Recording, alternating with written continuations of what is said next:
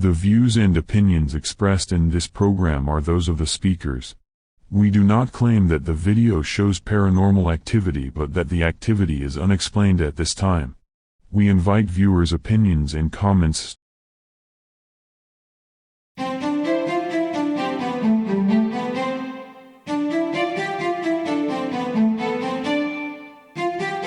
Kia ora. Situated on the picturesque Otago Peninsula, Larnach Castle is one of New Zealand's premier visitor attractions. The castle was built in 1871 by businessman and politician William Larnach for his beloved first wife Eliza. It took more than 200 workmen 3 years to build the shell, and master European craftsmen spent a further 12 years to complete the interior. Larnach spared no expense on his dream home, which was constructed using the finest materials from around the world. Its magnificent blend of Scottish baronial and Gothic revival-style architecture, combining Italian marble, Venetian glass, Welsh slate, English tiles, and native New Zealand rimu and kauri. 5 years on, in 1898, William's life seemed to be in free fall. Already teetering on the brink of bankruptcy and inconsolable after the death of his favourite daughter Kate, he was devastated to receive a letter which contained news of his adored wife's affair with his son Douglas. Taking a gun into a Parliament chamber, William ended his own life, aged 62.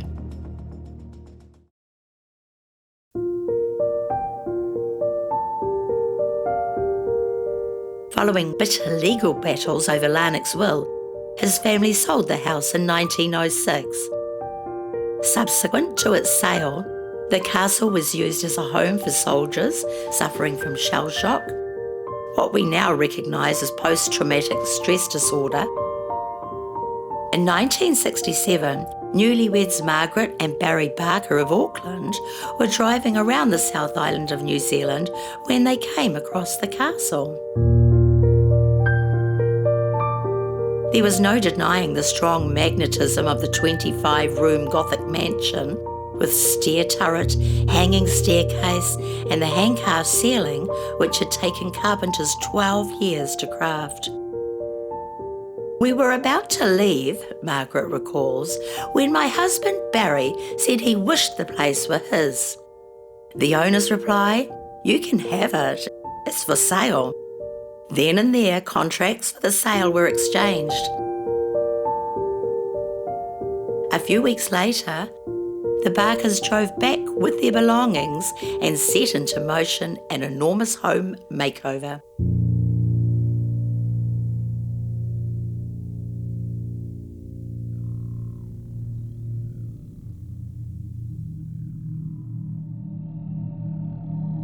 The Barkers don't dismiss rumours of a ghostly presence. Apparently William keeps an eye on the lower floor, while Eliza keeps a mournful watch upstairs. The castle's most talked about paranormal event took place in 1994 when Castle of Lies, a play based on the lives of the Larnach family, premiered in the grand dining room. As the guests were seated, a terrible gale started blowing. Smoke from the fireplaces blew down the chimneys and sent fine white soot through the air. It was followed by heavy rain and hail that crashed loudly against the iron roof. Drapes were flying everywhere, and just at the point when Larnach was about to kill himself, Margaret says, a flash of lightning shot through the room.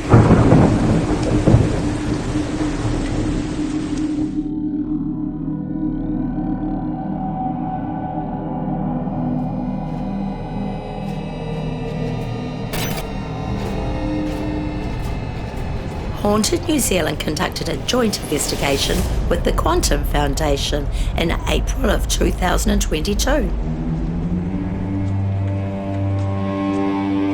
The teams met at the castle and prepared for the first of a two-night investigation.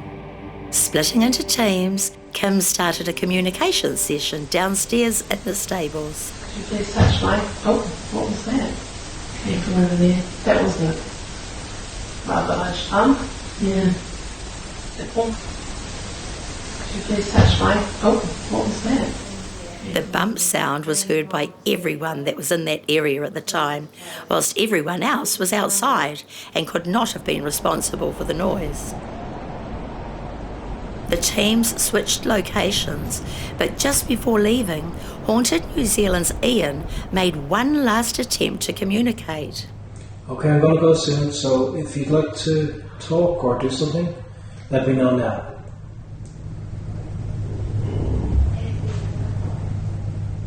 A sound picked up on his audio recorder sounds like a growl.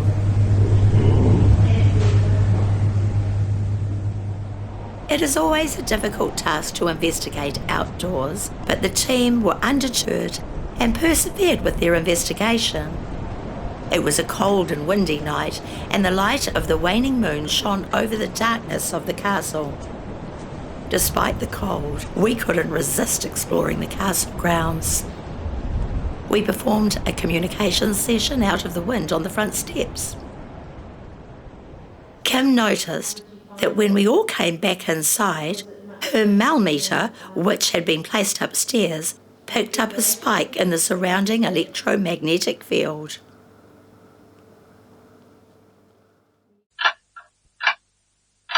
With such a lot of ground to cover, Haunted New Zealand worked alongside the Quantum team to cover as many areas as possible with the investigation.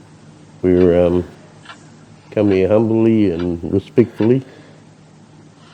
The 3,000 square foot ballroom was built for William Larnach's daughter Kate in 1887. Kate was actually 28 or 29 when she died, and apparently it was built for her 21st.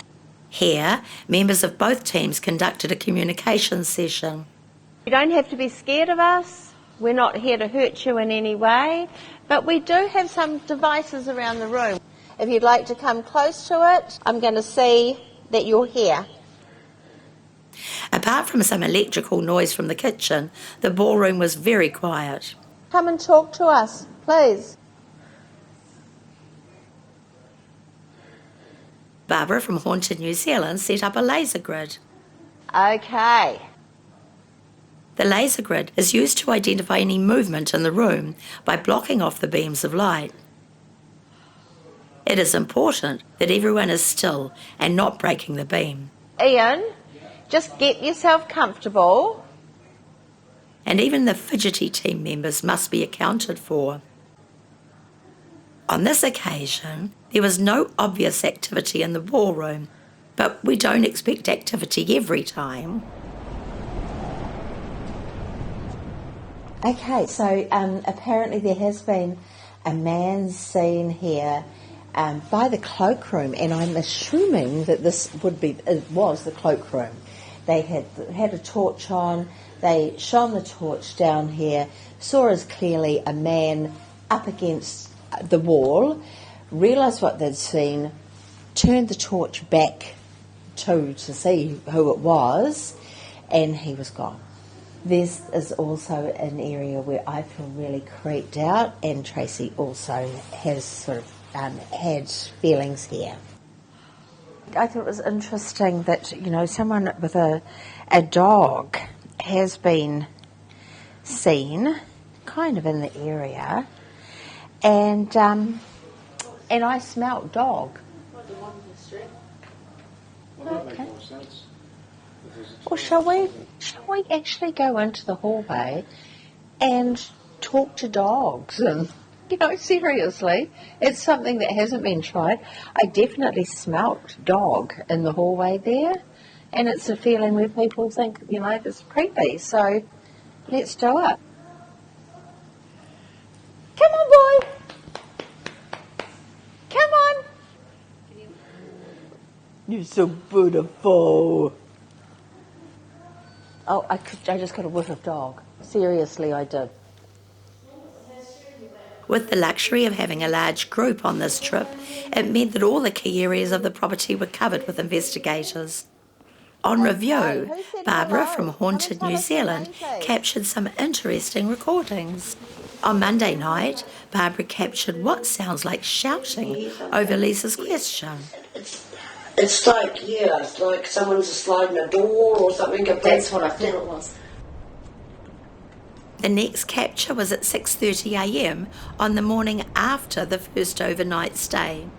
On the recording, we hear a scream, and we found it difficult to connect both sounds to the same person.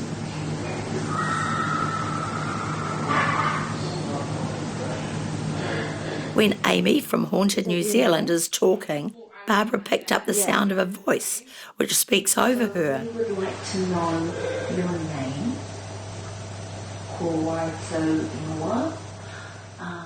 Kim from Haunted New Zealand had her paranormal music box triggered. This was caused by something breaking an infrared beam while it was in the area on its own. She also captured the sound of a scream.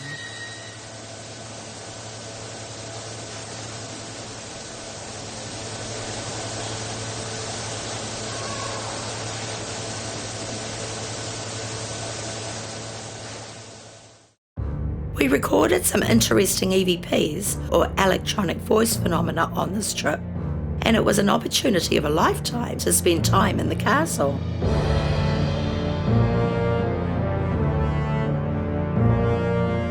Haunted New Zealand would like to thank Quantum for their partnership on this investigation, and in particular the staff and management at Larnach Castle for their warm welcome and hospitality. Larnach Castle is truly an amazing location, and we highly recommend listeners to pay a visit on their next trip to Dunedin.